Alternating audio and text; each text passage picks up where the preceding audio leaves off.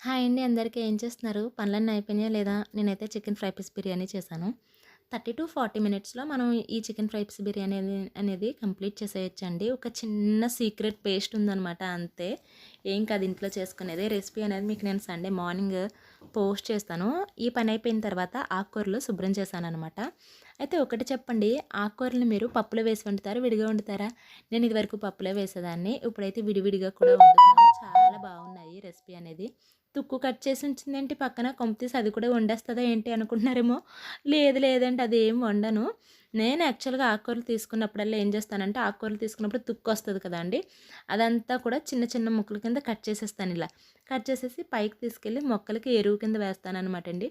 మొక్కలకి నిజంగా చాలా మంచి ఎరువులా పనిచేస్తుందనమాట అది. యాక్చువల్‌గా ఇప్పుడు చలికి కదా అసలు మొక్కలు చాలా బిగుసిపోయినట్టు అయిపోయినాయనమాట.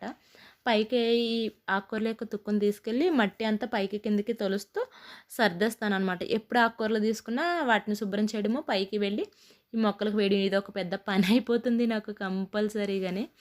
సరే, సరే గానీ వీడియో నచ్చితే ఒకసారి సబ్స్క్రైబ్, లైక్ చేయండి. Bye. Thank you so much for watching.